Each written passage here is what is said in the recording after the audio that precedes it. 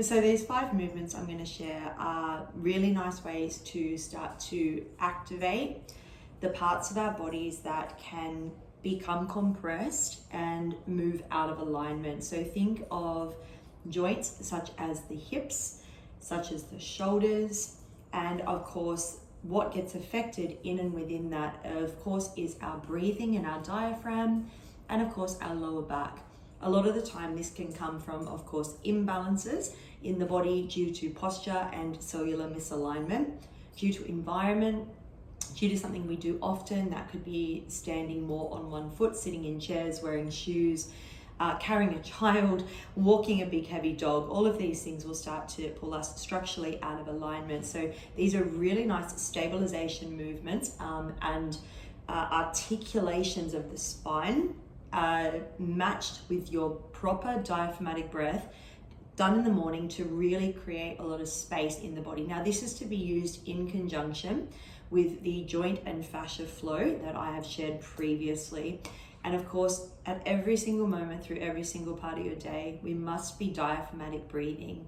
That, of course, is our key to getting blood, oxygen, and energy to every single one of our trillions of cells in our bodies. Now, the first movement that I want to do to bring in the activation is, of course, from a standing position and bring us to balance. This not only starts to activate the glute medius, which can become really weak, especially if the muscle is inhibited, that is due to other reasons, a lot of the time due to pelvic dysfunction and instability, but it's a great way just to connect with the ground, to connect with yourself, and to connect with the breath.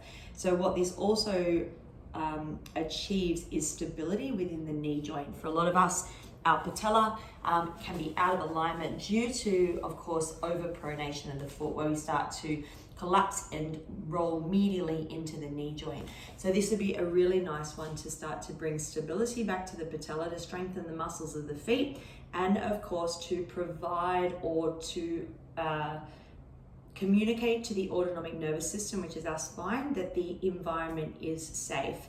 Our bodies from the torso up or from the hip joint up don't feel safe if the pelvis is misaligned. So it's a really, really nice way to start to bring your body back home. And as mentioned, these 5 movements are really beautiful somatic movements designed to nurture the nervous system, to help hydrate the fascia, but also to recalibrate the body from the inside out, so you start your day in flow as opposed to feeling off balance. So let's give them a go. Our first movement, I'm going to recommend standing on a soft yoga block or a half dome. Those half domes can be bought from my website if you are after one, or just have a chat to me. So what we're working on here is creating a really nice stable base. Now, the whole point of this is leaning from a place that is unstable. So while I'm standing on something unstable, again, I'm trying to teach my body to be comfortable with being here. Now, what we tend to see a lot of the times in people who have a misaligned pelvis is that the torso becomes really rigid and starts to lock on here. So I'm going to give you a task, which is a ball. And what you're going to do is just pass the ball side to side. Now, what that's doing is just creating a little bit of an imbalance here. And I'm giving you a task to do.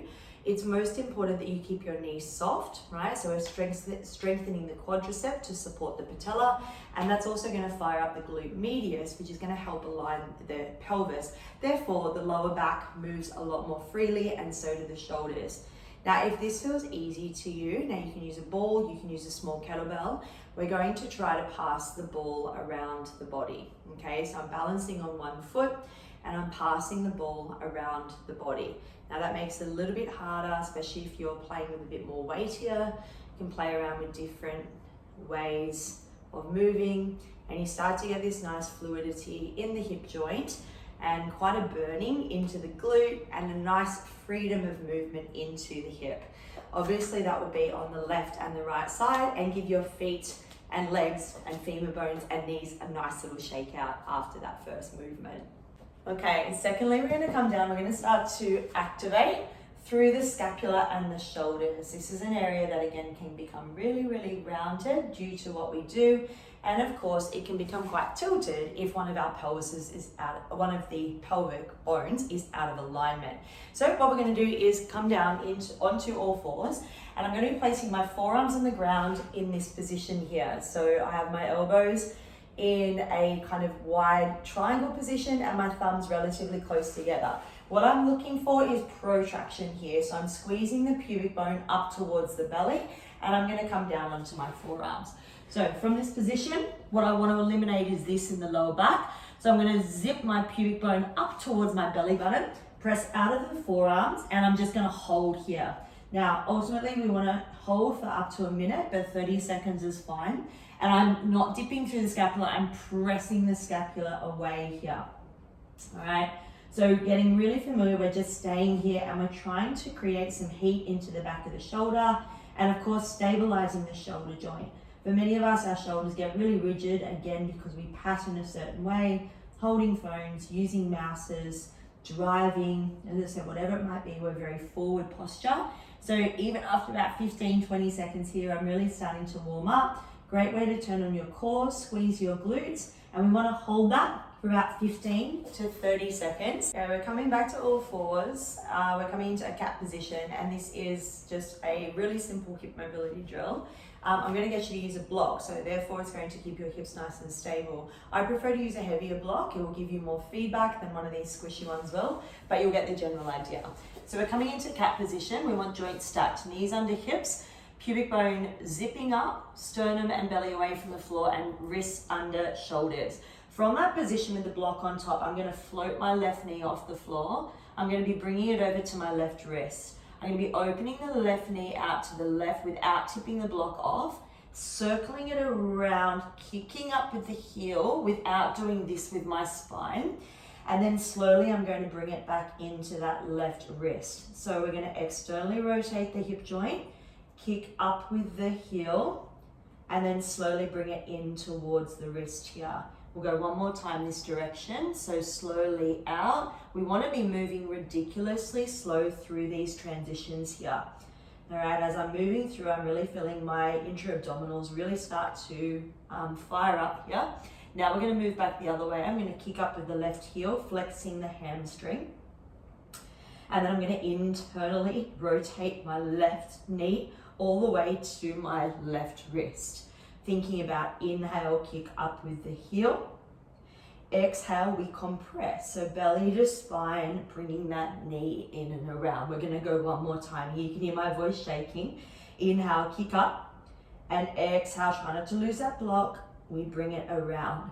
So I would start with 3 rotations, one direction on the left, 3 on the right, and then change the direction so you're getting internal and external hip rotations. A really great one also for strengthening the wrists, turning on the core, and as I said, working down through the obliques and those deep core muscles. Okay, now I'm going to suggest working with the spine a little bit more here. So we really want to start to get some articulation and opening within the shoulder. And we'll do that through some hip mobility as well. So we're going to find our 90-90 side bend sit. And I want you to do this without using your hand. So you slowly rotate into the hip joint. And it might be really nice just to start with a minute of this. As I said, I really encourage you to do this practice first thing in the morning. So slow hip rotations here. And then what we're going to do, I'm just going to move back a bit, is bring ourselves over the quad. And you're going to come into this cat position here.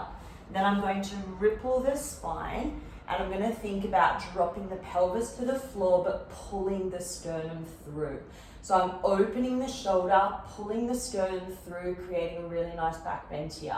Then this part's really important. I'm going to pull the chin into the chest, lift the sternum away from the floor, round the upper back, draw the belly in, lift the pelvis, come back to this position, and we return back to our 90-90 side sit. And then we go the other way. So go over the shin, press the floor away, round the spine, pull the chest through. So we're really drawing forward with that sternum here, right? And then chin to chest, sternum lifts, belly button lifts, hips lift.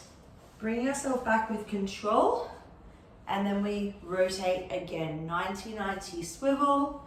Go over the quad, press the floor away, unravel the spine, one vertebrae at a time. Squeeze the triceps, pull the chest through, right? And then we're gonna come back. We're now gonna add our breathing to this. So we're going to take an inhale, lifting the knees, exhale, land. We're going to take an inhale, ripple up and over, exhale, open the heart. Inhale, lift up, belly to spine, exhale, come back down. One more time, inhale, swivel the knees, exhale, land.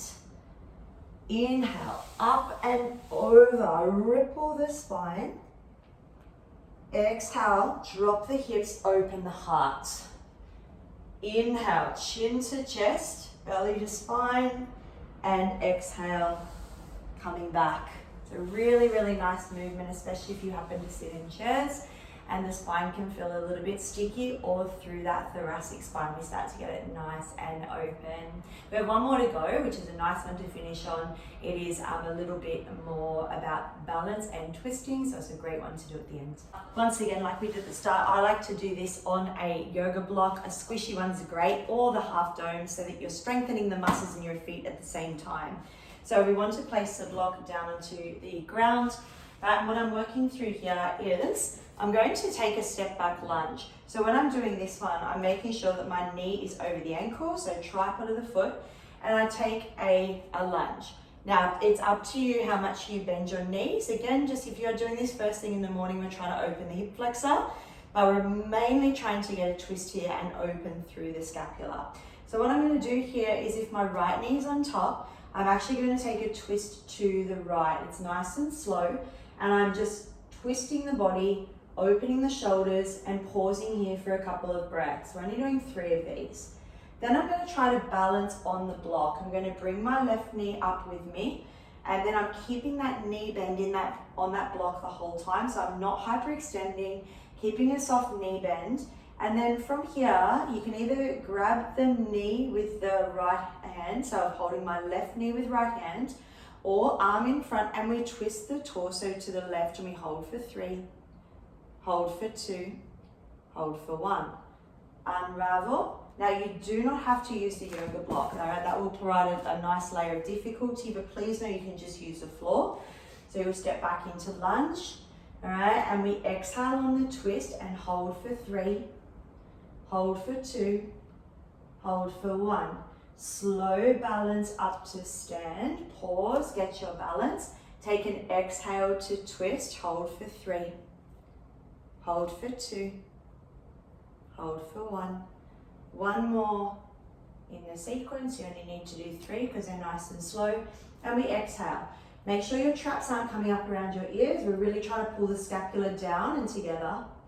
Same thing, coming up, tripod of the foot, soft knee bend on the right, reach towards the left, open through the shoulders, look down for balance, hold for 3. So we're getting all of this fascia across the lateral sides of the body here. And come back.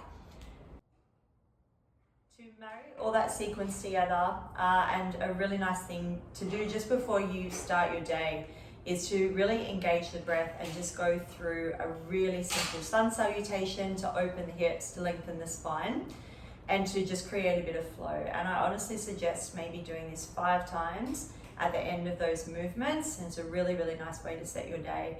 So it's simply just starting wherever you can on the floor, taking a breath in on your inhale, lengthening up the spine.